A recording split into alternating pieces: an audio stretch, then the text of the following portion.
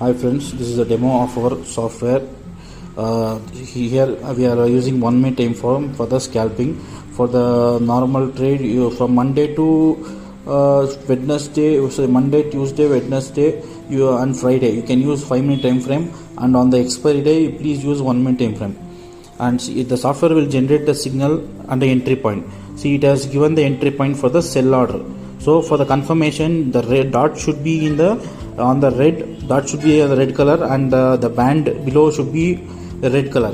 So both the colors are matched, and you got the entry. Then you can enter for the sell order. And T1 is target 1, T2 target 2, target 3, and target 4. And this is stop loss SL.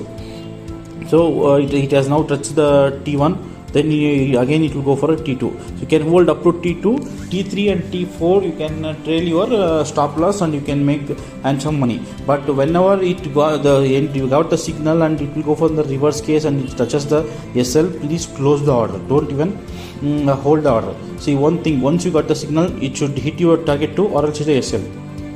So once it is going towards the SL and immediately the signal has changed in the reverse case for the buy order, immediately close the previous order and go for the buy order. Now for the buy order also same condition, only the color of the dot and the bar will be in a green color. So if bar and dot is on the green color, and the entry point SL will be in the down, and target 1, target 2 on the above side. So same way you can take the confirmation. For scalping you can use 1 minute time frame, and for normal you can use 5 minute time frame. So Monday, Friday, Tuesday, Wednesday you can use 5 minutes, and expiry day, that is Thursday, always use 1 minute time frame. And for the Fin Nifty expiry Tuesday, it will be on a 1 minute time frame. Thank you.